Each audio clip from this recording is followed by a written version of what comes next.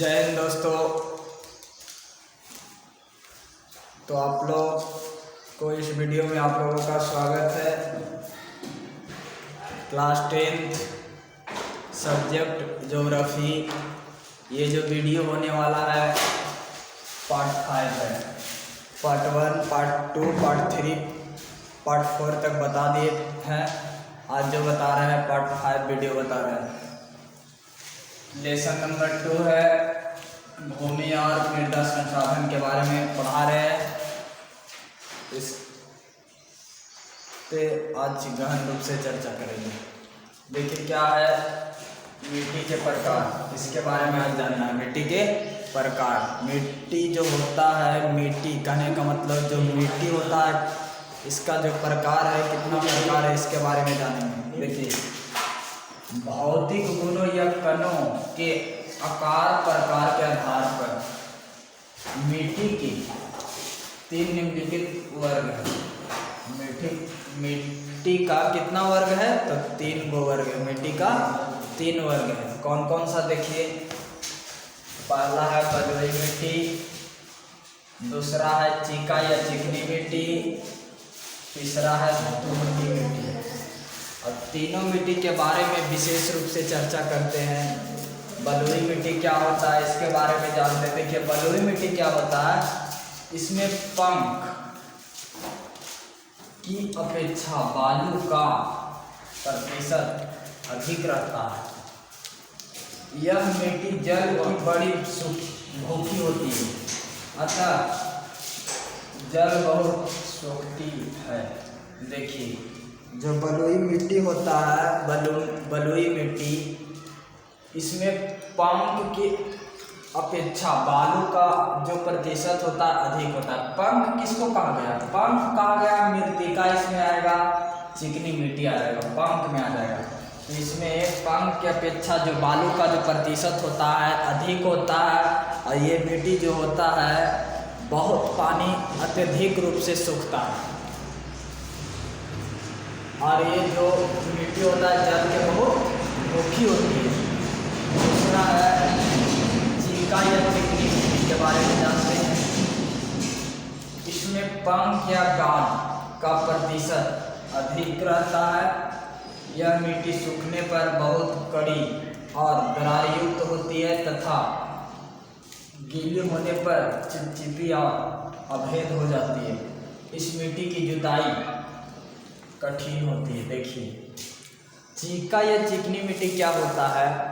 तो चीका या चिकनी मिट्टी, इसमें पंख या गाद का जो प्रतिशत होता है बहुत अधिक होता है। ये जो मिट्टी होता है सूखने पर बहुत कड़ी और दरार युक्त होती है। कहने का मतलब, आप लोग आहर का मिट्टी देखे होंगे। जो आहर वाला मिट्टी है उसी को कहते हैं चिकनी मिट्टी। आहर वाला मिट्टी को क्या कहते हैं? चिकनी मिट्टी कहते हैं। क्योंकि जो आहर वाला मिट्टी होता है कैसा होता है? एकदम चिकना होता है। अगर उस पर पानी जाएगा तो क्या हो जाता है? चिपचिपा तरह हो जाता है। और चिपचिपा होने के बाद एकदम पैर में बहुत अत्यधिक रूप से सटता है पैर में। और क्या होता है, इस मिट्टी में जो आहर वाला मिट्टी होता है उसमें दरार पड़ जाता है। तो इसके कारण इसमें पानी दरार में चला जाता है, तो इसमें फसल उपजाऊ नहीं होता है इस मिट्टी में। आगे है दोमटी मिट्टी। क्या है? दोमटी मिट्टी। दोमटी मिट्टी क्या होता है इसके बारे में जानते हैं। तो देखिए, इसमें बालू और पंख दोनों का मिश्रण लगभग बराबर रहता है। कृषि के लिए दोमटी मिट्टी अच्छी मानी जाती है क्योंकि इसमें गहरी जुताई हो सकती है। गंगा के मैदान में सामान्यतः यह मिट्टी पाई जाती है। देखिए, दोमटी मिट्टी क्या होता है? तो दोमटी मिट्टी में बालू और पंख का मिश्रण दोनों बराबर होता है। और क्या होता है, इस मिट्टी में जो दोमटी मिट्टी है इसका अगर हल से जोतते हैं तो अंदर तक एकदम गहरा रूप से जाता है, एकदम कोड़कर उर्वरक को निकालता है। और ये जो मिट्टी होता है गंगा के मैदान में सामान्यतः ये मिट्टी पाई जाती है। जो जहाँ गंगा का जो मैदान है वहाँ ये मिट्टी पाई जाती है। कौन सा मिट्टी?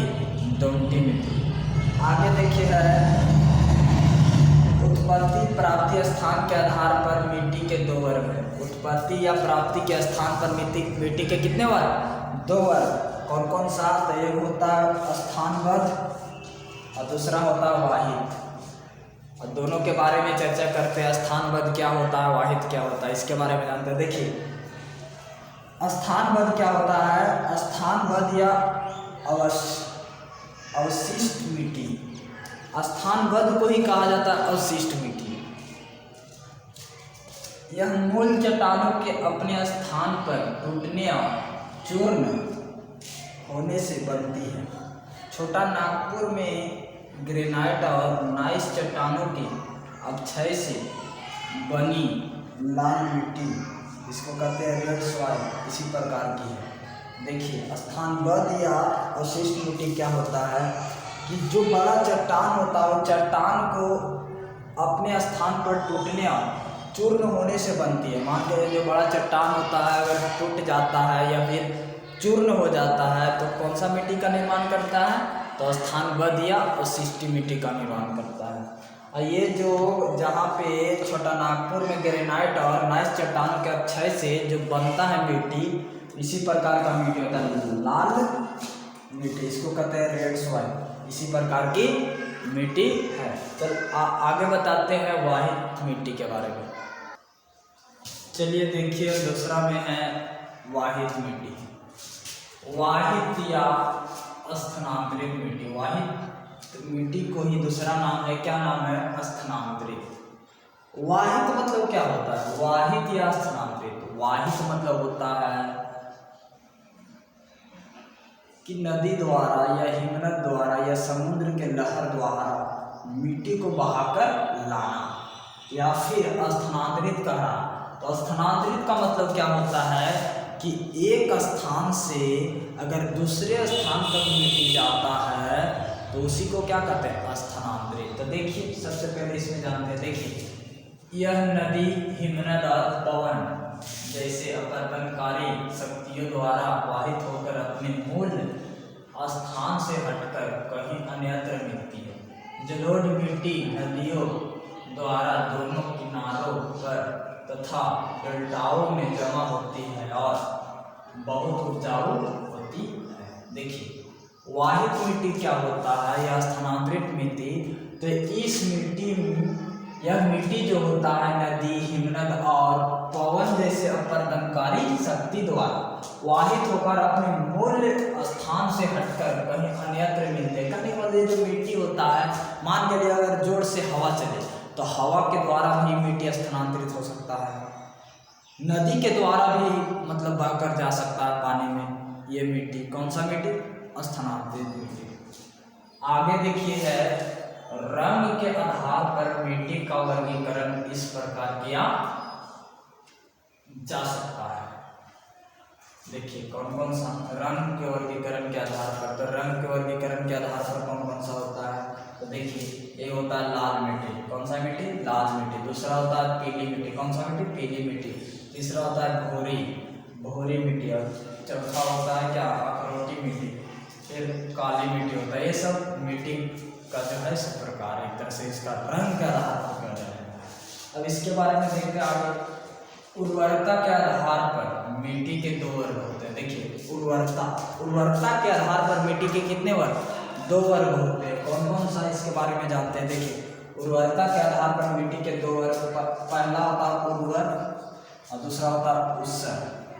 उर्वर हो गया पहला, दूसरा में उत्सर। उत्सर को कहते हैं अनउर्वर। क्या कहते हैं? अनउर्वर।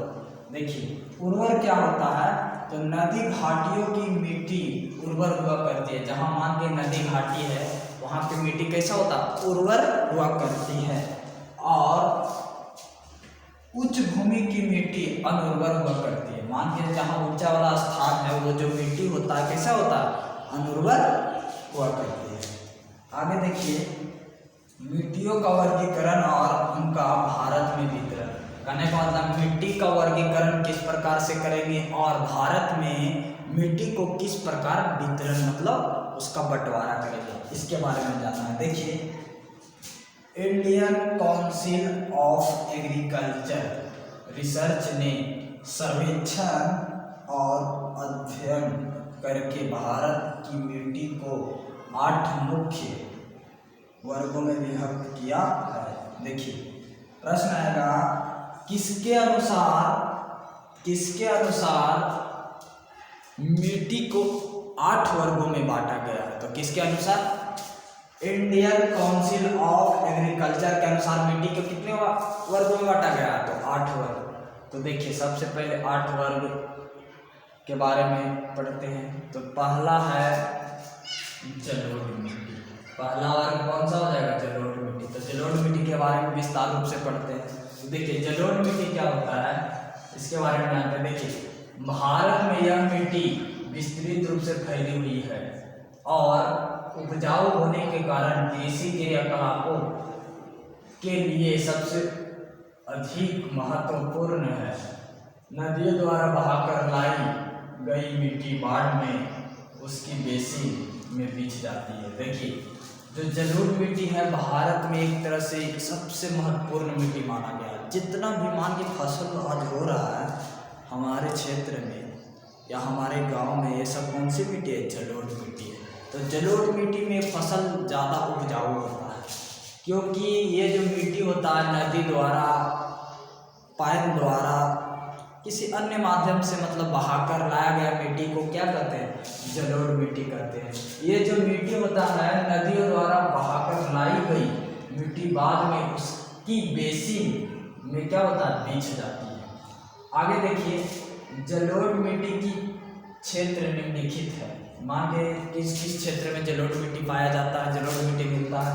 तो पहला है केरल में सागर तट। केरल में सागर तट पर ये मिट्टी मिलता है जलोढ़ मिट्टी। दूसरा है पंजाब और असम तक फैला भारत का बृहद मैदान। मतलब पंजाब और असम में भी जलोढ़ मिट्टी का विस्तार है। आगे देखिए आंध्र प्रदेश में गोदावरी की घाटियाँ। आंध्र प्रदेश में जो गोदावरी की घाटी है वहाँ पे भी जलोढ़ मिट्टी मिलता है। घर में है तमिलनाडु में कावेरी की घाटियाँ। तमिलनाडु का जहाँ मान के कावेरी की घाटी है वहाँ पे भी जलोढ़ मिट्टी का विस्तार है।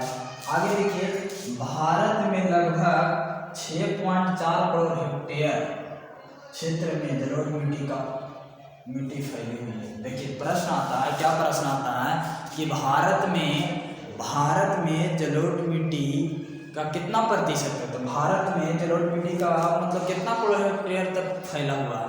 तो भारत में जलोढ़ मिट्टी 6.4 करोड़ हेक्टेयर तक क्या हुआ है? फैला हुआ है। ये भी प्रश्न रह सकता है कि भारत में जलोढ़ मिट्टी का प्रतिशत कितना है? तो भारत में जलोढ़ मिट्टी का जो प्रतिशत है 44% है। कितना है? 44% है। तो ये जो पहला बताया 7 बाकी है। तो अगले वीडियो का आप लोग इंतज़ार करिएगा।